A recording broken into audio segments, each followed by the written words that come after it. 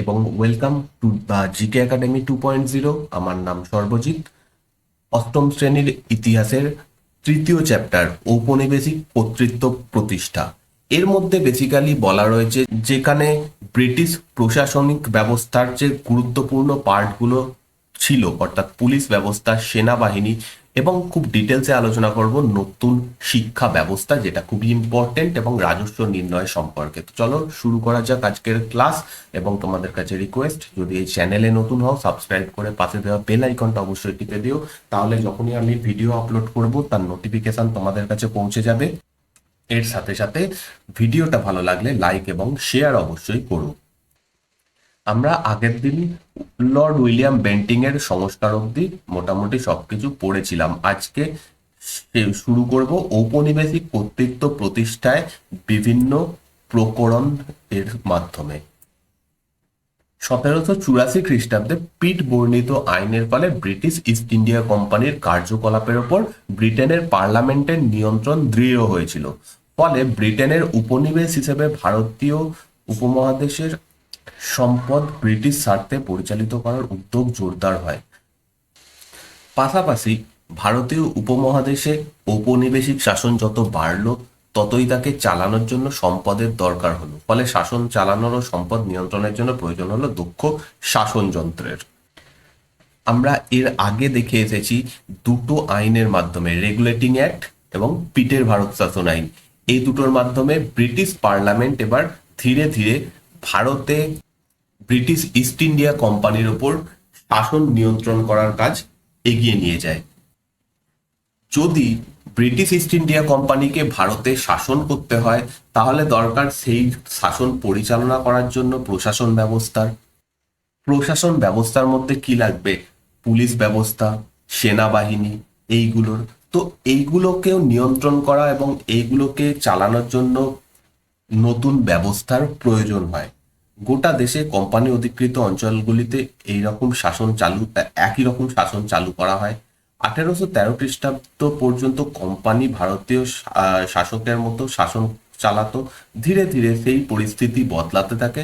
সুষ্ঠু শাসনের জন্য ঔপনিবেশিক শাসনযন্ত্রকে ঢেলে সাজানোর দরকার হয়ে পড়েছিল। 1813 অব্দি কি হচ্ছে, আগে যেরকম ভাবে শাসন চলতো, অর্থাৎ ভারতীয় রাজা মহারাজারা যেভাবে শাসন করতো সেইভাবে ভারতে শাসন করতো ব্রিটিশ ইস্ট ইন্ডিয়া কোম্পানি। কিন্তু ধীরে ধীরে সেই ব্যবস্থার চেঞ্জ দরকার হয় এবং সেখানে প্রপার আইন ব্রিটিশদের মতো করে নিয়ে আসার চেষ্টা হয়। বিচার ব্যবস্থার পাশাপাশি পুলিশ ও সেনা ব্যবস্থা এবং আমলাতন্ত্রের মধ্যে দিয়ে সেই উপনিবেশিক শাসনতন্ত্র বাস্তব গ্রাহ্য রূপ পেয়েছিল। তো প্রথম হচ্ছে পুলিশ ব্যবস্থা।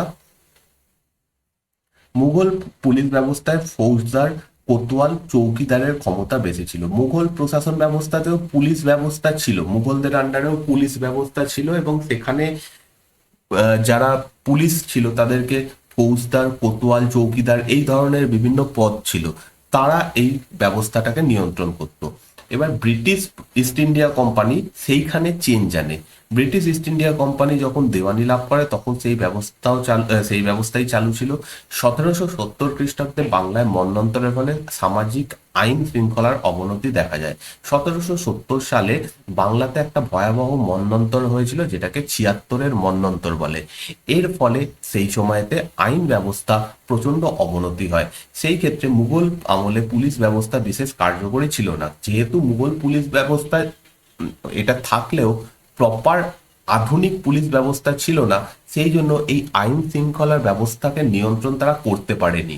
তাই পুলিশ ব্যবস্থাকে ইউরোপীয় তদারকির অধীনে ঢেলে সাজানোর দরকার হয়ে পড়েছিল, কারণ ক্রমশ বাড়তে থাকা আইন শৃঙ্খলার অবনতি ও উপনিবেশিক শাসনের পক্ষে সহায়ক ছিল না। 1781 খ্রিস্টাব্দ পর্যন্ত পুরনো ফৌজদারি ব্যবস্থা চালালেও শেষ পর্যন্ত ফৌজদারদের জায়গায় ইংরেজ ম্যাজিস্ট্রেটদের বসানো হয়। যে ফৌজদার যারা ছিল এই পদটাকে সরিয়ে দেওয়া হয়, সেখানে ম্যাজিস্ট্রেট বলে একটা নতুন পদ তৈরি করা হয়। 1793 খ্রিস্টাব্দে লর্ড কর্নওয়ালিস জেলাগুলির দেখভাল করার জন্য পুলিশ থানা ব্যবস্থা চালু করে। তো পুলিশ ব্যবস্থা অ্যাকচুয়ালি চালু করছে কে? Lord Cornwallis. মানে আধুনিক যে পুলিশ ব্যবস্থা, ব্রিটিশ পুলিশ ব্যবস্থার রূপকার বলা যেতে পারে লর্ড কর্নওয়ালিসকে। 1793 খ্রিস্টাব্দে এই পুলিশ ব্যবস্থা শুরু হয়। থানা, আজকে যেরকম থানা রয়েছে বিভিন্ন জায়গাতে, সেই থানা ব্যবস্থা চালু করে কর্নওয়ালিস। প্রতিটি থানায় দায়িত্ব পায় দারোগা। থানাগুলোর যিনি প্রধান তাকে বলা হতো দারোগা, তাদের নিয়ন্ত্রণ করত ম্যাজিস্ট্রেট। ম্যাজিস্ট্রেটরা, দারোগা এই পদটা, এবার অনেকগুলো থানা রয়েছে, প্রচুর থানা তৈরি করা হয়, প্রত্যেকটা থানায় একজন করে দারোগা থাকছে। এই দারোগাদেরকে আবার নিয়ন্ত্রণ করতো কে? ম্যাজিস্ট্রেট। সমস্ত দারোগাদের ওপরে ছিল ম্যাজিস্ট্রেটরা। স্থানীয় অঞ্চলের সাধারণ মানুষের কাছে দারোগারাই ছিল কোম্পানি শাসনের ক্ষমতা ও কর্তৃত্বের প্রতীক। তো কোনো একজন গ্রামবাসী বা যদি কোনো বিচার চেয়ে কোনো বিচার চায়, সে যাবে কার কাছে? থানার দারোগার কাছে। তো থানার দারোগারা এই মানুষের কাছে ব্রিটিশ শাসনের মুখ হয়ে দাঁড়ায়। কিন্তু স্থানীয় জমিদারদের সঙ্গে দারোগারা সমঝোতা করে চলতো, ফলে সাধারণ মানুষের উপর চলতো জমিদার ও দারোগার যৌথ পীড়ন। প্রবলেমটা হয়ে যাচ্ছে কোথায়? যেহেতু এই সময়তেও জমিদার যারা ছিল তারা অনেক শক্তিশালী ছিল, সেই কারণে জমিদাররা আর দারোগারা একে অপরের সঙ্গে সমঝোতা করে চলতো।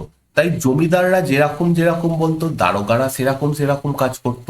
তার ফলে সাধারণ মানুষের ওপর এই জমিদার তার সাথে সাথে দারোগাদের যৌথ পীড়ন শুরু হয়। কারণ জমিদারদের মেন উদ্দেশ্য ছিল না যে ভারতীয় যারা সাধারণ মানুষ রয়েছে তাদের ভালো করা, তাদের সেটা উদ্দেশ্য ছিল না। তাদের উদ্দেশ্য ছিল কিভাবে তারা প্রফিট করতে পারবে।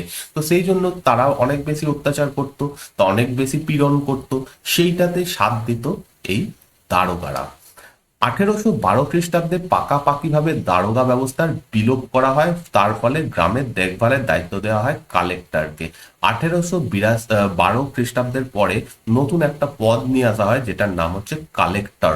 এই কালেক্টররা মেনলি এই গ্রামের দেখভাল করত। ফলে আবারও রাজস্ব আদায় ও আরক্ষার দায়িত্ব একজনের হাতে চলে যায়। রাজস্ব আদায় ও পুলিশ দমন পীড়ন চালাতে থাকে রাজস্ব বিভাগের কর্মচারীরাই। একদিকে যারা ট্যাক্স কালেক্ট করবে, কর নেবে, তারা ট্যাক্স নেওয়ার জন্য অলরেডি অত্যাচার করছিল। তাদের কাজই ছিল ট্যাক্স কিভাবে বেশি করে নেওয়া যায় সেই সেই চেষ্টা করা। এবার যারা ট্যাক্স নেবে, যে ট্যাক্স নেবে তার হাতেই এই পুলিশ ব্যবস্থাও চলে আসে। তার ফলে কি হয়? সমস্ত শক্তি এই একজন ব্যক্তির হাতে চলে আসে, যার নাম হচ্ছে কালেক্টর। কিন্তু এইরকম আপাত সংস্কারের মধ্যে দিয়ে পুলিশি ব্যবস্থাকে ঔপনিবেশিক কর্তৃত্ব প্রতিষ্ঠার উপযোগী করে তোলা যায়নি। কারণ স্বাভাবিকভাবে যদি একজনের হাতে সমস্ত ক্ষমতা থাকে, অত্যাচার করবে তারা। ব্রিটিশ কোম্পানির মূল লক্ষ্য ছিল পুলিশি ব্যবস্থার মাধ্যমে আইনের শাসন প্রতিষ্ঠা করা। ব্রিটিশদের উদ্দেশ্য কি ছিল? আইনের শাসন, একটা প্রপার আইন তৈরি করা। তো সেই কারণে পুলিশ ব্যবস্থা নানা রকম সংস্কার করা হতে থাকে। শেষ পর্যন্ত 1843 খ্রিস্টাব্দে সিন্ধু প্রদেশ অঞ্চলে নতুন পুলিশ ব্যবস্থা প্রয়োগ করা হয়।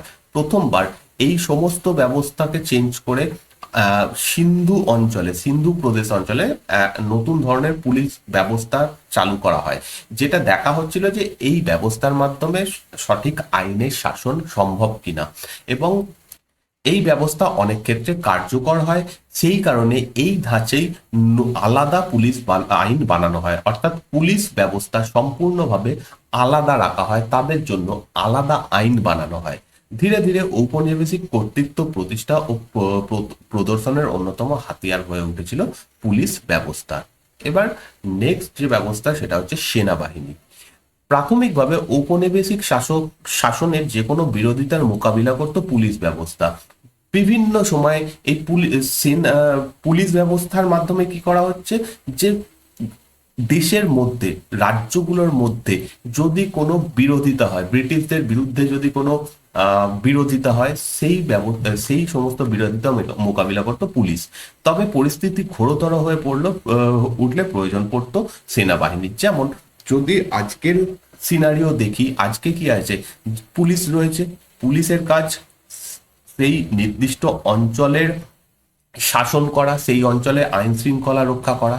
কিন্তু কোনো কারণে যদি পুলিশ সেই ব্যবস্থা প্রয়োগ না করতে পারে, মানে সে সামলাতে না পারে, তখন ডাক পড়ে কার? সেনাবাহিনীর। তো সেই ব্যবস্থা অ্যাকচুয়ালি এই ব্রিটিশ সময় থেকেই শুরু হয়। ফলে ভারতে ঔপনিবেশিক সাম্রাজ্যের ছড়িয়ে পড়ার সঙ্গে সমানুপাতিকভাবে বেড়ে উঠেছিল কোম্পানির সেনাবাহিনী। এবং যখনই ব্রিটিশ শাসন ব্যবস্থা যত বেশি বাড়তে থাকে, যত বেশি জায়গাতে ব্রিটিশ শাসন বাড়তে থাকে, তত বেশি সেনাবাহিনীর দরকার পড়তে থাকে, সেনাবাহিনী সংখ্যাতে বেশি হতে থাকে। ওরা থেকে স্থায়ী সেনাবাহিনীর তৈরির উদ্যোগ নিয়েছিল কোম্পানি। সেক্ষেত্রে মুঘল সেনা নিয়োগের পরম্পরা অনুসরণ করেছিল ব্রিটিশরা। ব্রিটিশ যেভাবে মুঘলরা সেনাবাহিনীতে রিক্রুট করত বা বিভিন্ন ব্যক্তিদেরকে নিয়োগ করত, সেইভাবেই সেনাবাহিনীতে নিয়োগ করত ব্রিটিশরা। উত্তর ভারতে কৃষকদের সেনাবাহিনীতে নিয়োগ করা হতো। সেই সময় আলাদা এরকম ব্যবস্থা ছিল না যে এরা এইভাবে সেনাবাহিনী নেওয়া হবে, আলাদা পরীক্ষা বা আলাদা কোনো টেস্টের মাধ্যমে, এইভাবে নয়। উত্তর ভারতে কি করা হতো, যারা কৃষক ছিল তাদেরকে সেনাবাহিনীতে নিয়োগ করা হতো। এবং এই সেনাবাহিনীকে কি হতো, সাধারণ মানুষের থেকে আলাদা করে রাখা হতো। সেই প্রথা মেনেই কোম্পানিও নিজের ভারতীয় সেনা বা সিপাহী বাহিনী তৈরি করেছিল।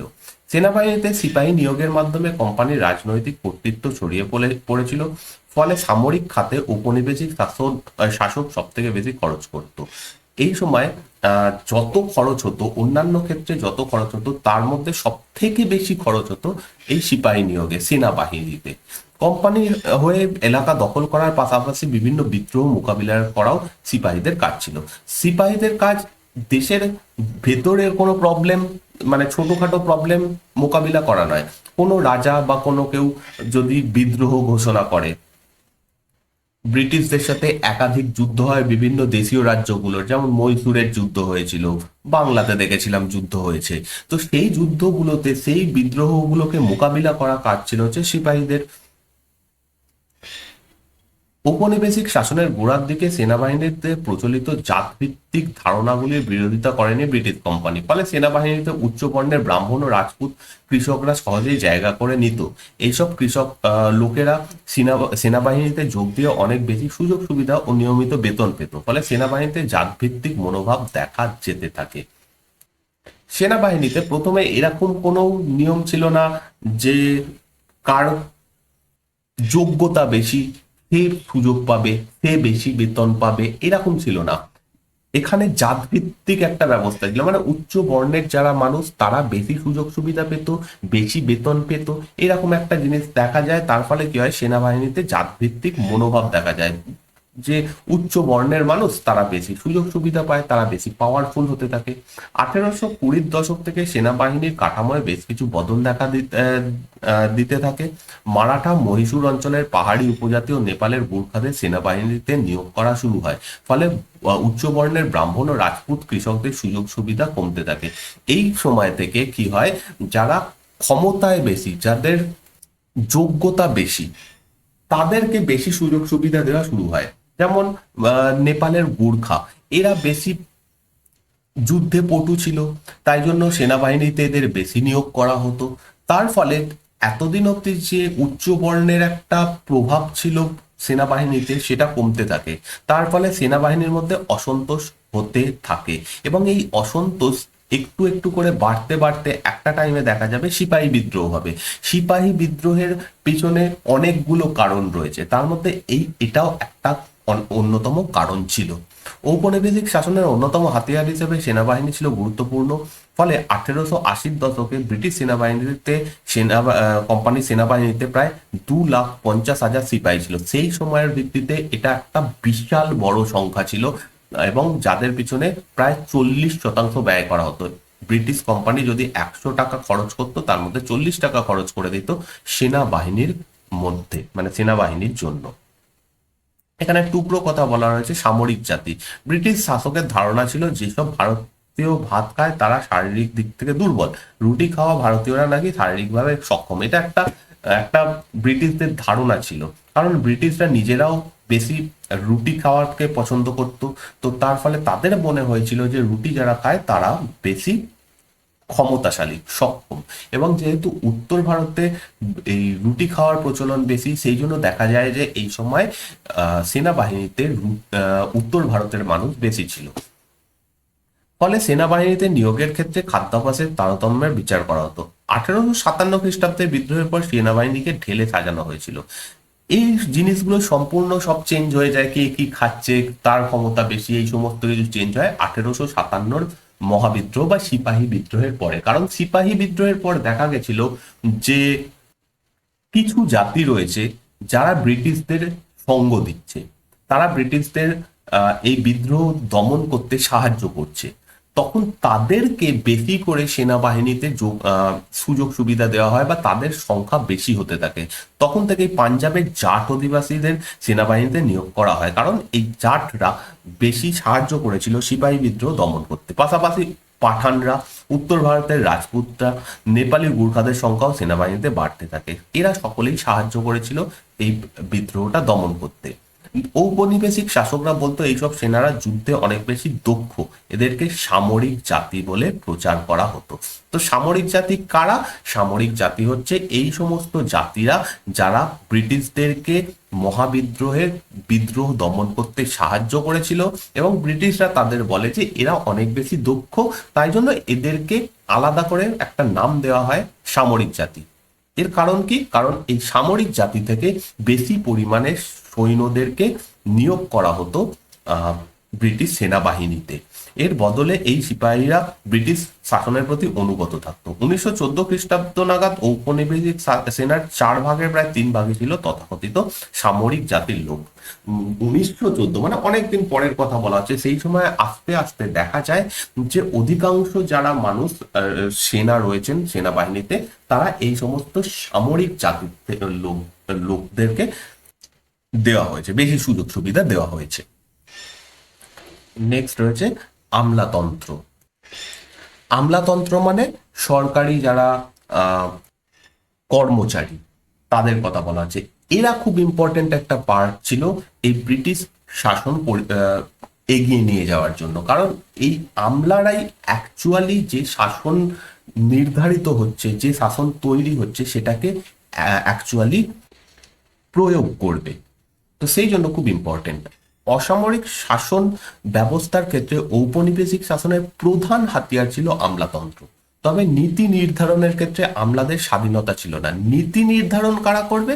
নীতি নির্ধারণ করবে যারা ওপরে বসে রয়েছে, ইংল্যান্ডে বসে রয়েছে বা ভারতে রয়েছে গভর্নর জেনারেল, তারা নীতি নির্ধারণ করবে। সেই নীতিগুলোকে প্রয়োগ করবে আমলারা। ইংরেজ সরকারের গৃহীত নীতিগুলো প্রয়োগ করার ক্ষেত্রে করাই ছিল আমলাদের কাজ। ফলে একটি সংগঠিত আমলাতন্ত্র ঔপনিবেশিক শাসনের পক্ষে অত্যন্ত জরুরি ছিল। কোম্পানি প্রশাসনের অধীনে আমলাতন্ত্রকে সংগঠিত করার উদ্দেশ্যে লর্ড কর্নওয়ালিস সিভিল সার্ভিস বা অসামরিক প্রশাসন ব্যবস্থা চালু করেন। প্রথমবার যে সিভিল সার্ভিস পরীক্ষা সেটা তৈরি করেন, সেটা শুরু করেন লর্ড কর্নওয়ালিস। সেই জন্য তাকে ফাদার অফ সিভিল সার্ভিস বা সিভিল সার্ভিসের জনক বলা হয়। এই সিভিল সার্ভিস কি? এর মাধ্যমে পরীক্ষা নেওয়া হতো, পরীক্ষাতে যারা পাস করতো তারা ভারতে সরকারি চাকরি পেত। ভারতের ব্রিটিশ প্রশাসনকে দুর্নীতিমুক্ত করার উদ্দেশ্য ছিল কর্নওয়ালিসের। তার ধারণা ছিল উপযুক্ত বেতন না পাওয়ার ফলে কোম্পানির কর্মচারীরা সততা ও দক্ষতার সঙ্গে কাজ করতো না। ফলে কর্নওয়ালিস আইন জারি করে কোম্পানি প্রশাসনের সঙ্গে জড়িত ব্যক্তিদের ব্যক্তিগত ব্যবসা ও কোনো কোনো রকম উপহার নেওয়া বন্ধ করে দেন। তার পাশাপাশি চাকরির মেয়াদের ভিত্তিতে সিভিল সার্ভেন্টদের পদোন্নতির ব্যবস্থা চালু করেন কর্নওয়ালিস। অবশ্যই প্রশাসনের কর্মচারীদের বেতনও বাড়িয়ে দেন তিনি। এর আগে কি হতো, যখন ব্রিটিশ শাসন ব্যবস্থা প্রপার প্রতিষ্ঠা হয়নি, যখন এইরকম সিভিল সার্ভিস ব্যবস্থা বা এইসব ছিল না, যারা কোম্পানির কর্মচারী হতো তারা যেমন ব্রিটিশ ইস্ট ইন্ডিয়া কোম্পানির কাছ থেকে মাইনে নিত, তেমনি ভাবে তারা নিজেদের ব্যবসা বাণিজ্য করত। কারণ ব্যবসা বাণিজ্য করলে তারা এক্সট্রা লাভ করত, সেই টাকাটা পেত, এবং বিভিন্ন সুযোগ সুবিধা তারা প্রদান করত ভারতীয়দের। যে সমস্ত ভারতীয়রা একটু ধনী, যাদের কাছে পয়সা অর্থ রয়েছে, তাদেরকে এক্সট্রা সুযোগ সুবিধা দিত এবং তার জন্য তারা ঘুষ নিত। এই সমস্ত কিছু বন্ধ করে দেয় কর্নওয়ালিস। কেন? তার মনে হয় যে যেহেতু সিভিল সার্ভেন্টরা কম টাকা পেত মাইনে হিসেবে, সেই জন্যই তারা নিজেদের ব্যবসা বাণিজ্য করত। তাই জন্য কোম্পানি কর্নওয়ালিস আইন জারি করে প্রথম যেটা করেন, নিজেদের ব্যবসা বাণিজ্য বন্ধ করে দেন। ব্যক্তিগত ব্যবসা বাণিজ্য সরকারি চাকুরেরা করতে পারবে না। সেকেন্ড, কোনো রকম ঘুষ নেওয়া যাবে না এবং তাদের মাইনে বাড়িয়ে দেওয়া হয়। আগে এরকম ব্যবস্থা ছিল না যে যারা এক কোনো একটা পোস্টে কাজ করছে তাদেরকে আবার, তারা যদি অনেক দিন সেখানে কাজ করে তাদেরকে পদোন্নতি করা, এরকম কোনো ব্যবস্থা ছিল না। সেই সমস্ত ব্যবস্থা চালু করা হয়। তো সমস্ত কিছুই অ্যাকচুয়ালি কর্নওয়ালিসের সময় হয়। লর্ড কর্নওয়ালিসের সময় থেকে সিভিল সার্ভিসে ভারতীয়দের নিয়োগ বন্ধ করে দেওয়া হয়। এবার ভারতীয়দেরকে ভারতে শাসন করার জন্য ভারতীয়রাই আর সুযোগ পায় না কর্নওয়ালিসের সময় থেকে, এই ব্যাপারটাও হয়েছিল। লর্ড ওয়েলেসলি ইউরোপীয় প্রশাসকদের ভালোমতো প্রশিক্ষণ দেওয়ার উদ্যোগ নিয়েছিলেন। সেই জন্য 1800 খ্রিস্টাব্দে কলকাতাতে ফোর্ট উইলিয়াম কলেজ প্রতিষ্ঠা করা হয়। প্রথম কোশ্চেন হচ্ছে, ফোর্ট উইলিয়াম কলেজ কে প্রতিষ্ঠা করছে? Lord Wellesley. এবং কবে হচ্ছে? 1800 খ্রিস্টাব্দে। যারা সরকারি চাকরি পাচ্ছে তারা তো ডাইরেক্ট এসেই সরকারি চাকরি করতে পারবে না, তাদেরকে প্রশিক্ষণ নিতে হবে। আজও সেরকম ব্যবস্থা রয়েছে। চাকরি শুরু করার আগে সমস্ত চাকরিজীবীদের যারা চাকরি পাচ্ছে তাদেরকে একটা ট্রেনিং দেওয়া হয়। সেই ট্রেনিং দেওয়ার জন্য কলকাতাতে তৈরি হয় ফোর্ট উইলিয়াম কলেজ। এর আগে ফোর্ট উইলিয়াম বলে একটা দুর্গ স্থাপন হয়েছিল, তার নামেই অ্যাকচুয়ালি এই ফোর্ট উইলিয়াম কলেজ তৈরি হয়। এটার সঙ্গে দুর্গের কোনো সম্পর্ক নেই, কিন্তু সেই নামটা রাখা হয়। 1800 খ্রিস্টাব্দে এটা হয়। সিভিল সার্ভেন্ট বা অসামরিক প্রশাসকরা এই কলেজে শিক্ষা পেতেন, তবে ব্রিটেনের কোম্পানির পরিচালকরা কলকাতায় প্রশিক্ষণের বদলে ব্রিটেনের প্রশিক্ষণকেই উপযুক্ত মনে করতেন। তারা যারা ইংল্যান্ডে বসে রয়েছে তারা মনে করে যে ভারতীয়রা, মানে যারা ভারতে চাকরি পাচ্ছে যে সমস্ত ইংরেজরা, তারা যদি ভারতের এই ফোর্ট উইলিয়াম কলেজে পড়ে তাহলে তাদের মধ্যে ভারতীয় ব্যাপারটা একটু বেশি চলে আসবে। ব্রিটিশদের মতো চিন্তা করার বদলে সেখানে হয়তো একটু ভারতীয়দের মতো চিন্তা করা তারা শুরু করবে। তাই জন্য তারা পরে কি করে, এই ফোর্ট উইলিয়াম কলেজকে বন্ধ করে দেয়।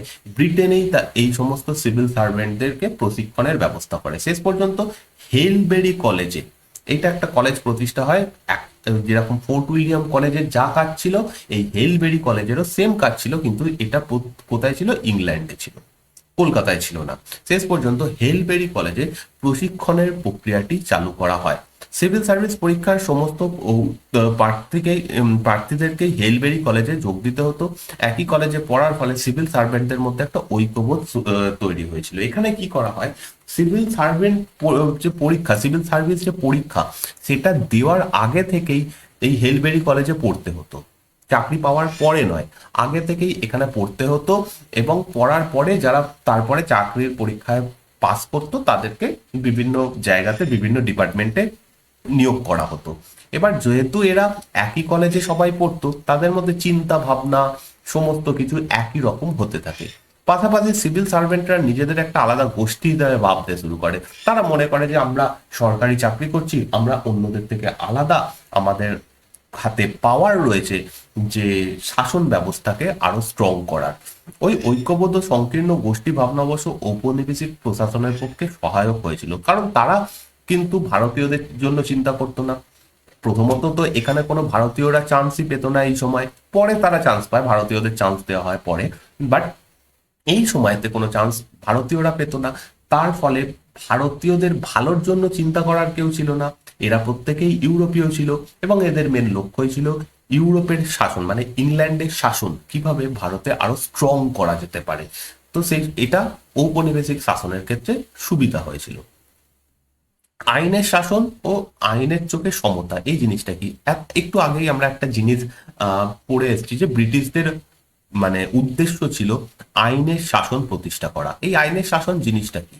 ঔপনিবেশিক শাসক হিসেবে ব্রিটিশ প্রশাসন ভারতে আইনের শাসনের ধারণা চালু করেছিল। সেই ধারণা অনুযায়ী বলা হতো আদর্শগতভাবে ঔপনিবেশিক প্রশাসন আইন মেনে কাজ করবে, যা কাজ করবে সমস্ত কিছু আইন মেনে। খাতায় কলমে এটা দেখতে খুব ভালো লাগছে, মনে হতে পারে যে ব্রিটিশরা কতটা ভালো হতে পারে, তারা আইন করে সমস্ত কিছু বলে দেয় যে এইভাবেই সমস্ত কাজ করতে হবে, সমস্ত কিছু আইন মেনে করতে হবে, কিন্তু বাস্তব চিত্র সম্পূর্ণ আলাদা ছিল। বাস্তবে এরকম আইনের শাসন কিন্তু ছিল না।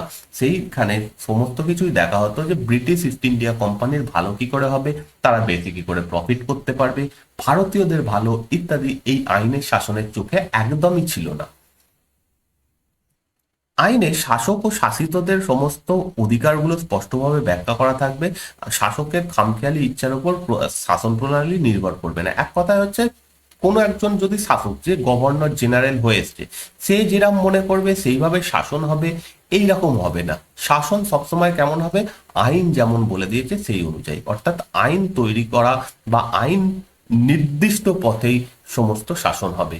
এক কথায় আইনের শাসনের ধারণাটা খানিকটা গণতান্ত্রিক প্রশাসনের কথা বলা হয়েছিল। তার মানে এই নয় যে এই সময় গণতন্ত্র প্রতিষ্ঠা হয়ে গেছিল, সবাই ভোট দিয়ে আইন তৈরি করতো, এরকম ব্যাপার নয়, বাট একটা লিমিটেশন এখানে ছিল। কার্যত অবশ্য আদালতের দেওয়া আইন ব্যাখ্যা মোতাবেক ঔপনিবেশিক প্রশাসন কাজ করত। সেই ব্যাখ্যাগুলি স্বাভাবিকভাবে শাসকের স্বার্থ সুরক্ষিত করার উদ্দেশ্যেই পরিচালিত হতো। একটু আগেই যেটা বললাম, এই আইনের শাসন মানে এই নয় যে তারা ভারতীয়দের ভালোর জন্য চিন্তা করছে, না, মেন লক্ষ্য হচ্ছে ব্রিটিশদের যে স্বার্থ সেটা সুরক্ষিত করা।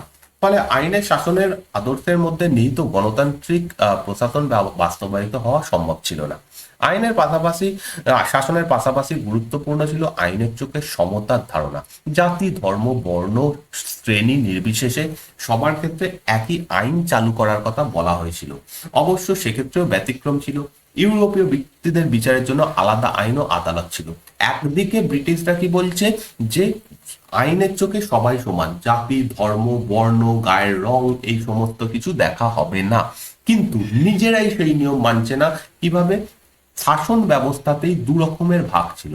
ভারতীয়দের জন্য আলাদা শাসন হতো, আর ব্রিটিশদের জন্য সম্পূর্ণ আলাদা শাসন হতো। যেখানে ভারতীয়দের স্ট্রিক্ট নিয়ম কানুন ছিল, তাদেরকে কঠিন শাস্তি দেওয়া হতো, সেইখানে ইউরোপীয়দের কম শাসন করা হতো, কম শাস্তি দেওয়া হতো।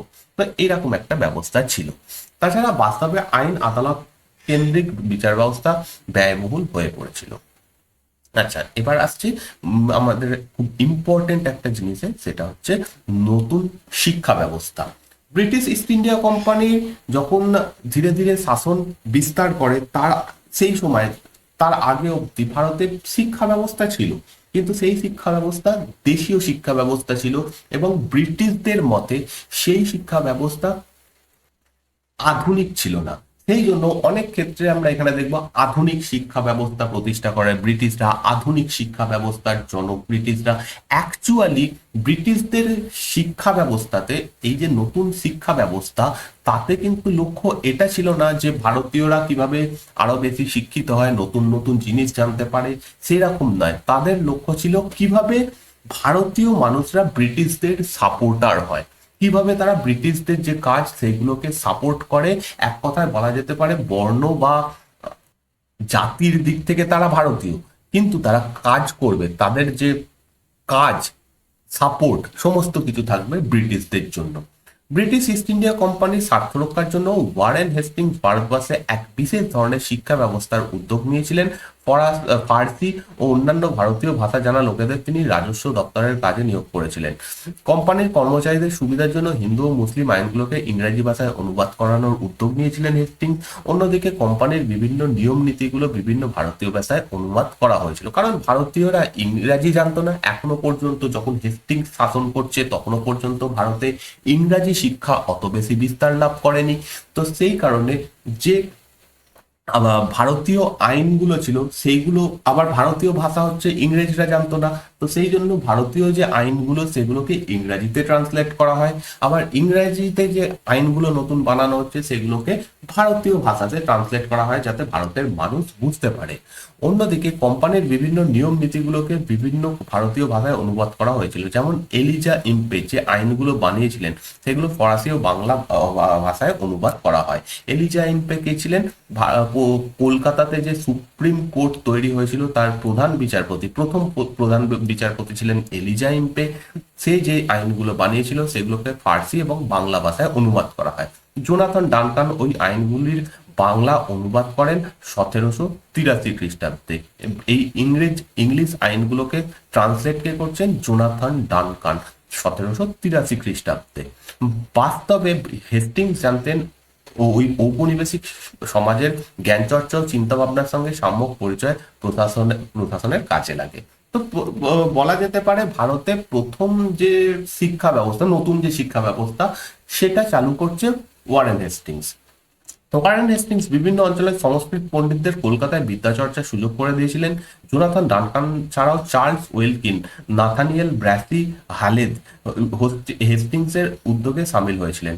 1791 খ্রিস্টাব্দে বেনারসে জোনাথন ডানকান প্রতিষ্ঠা করেছিলেন সংস্কৃত কলেজ। এখনো পর্যন্ত ইংরাজি শিক্ষা চালু হয়নি, এখনো পর্যন্ত ব্রিটিশদের লক্ষ্য হচ্ছে ভারতীয় যে শিক্ষা ব্যবস্থা সেটার একটু উন্নতি করা। তার ফলে আখেরে লাভ কাদের হবে? ব্রিটিশদেরই হবে। তো 1791 খ্রিস্টাব্দে সেই জন্য বেনারসে একটা সংস্কৃত কলেজ প্রতিষ্ঠা করেন জোনাথন ডানকান।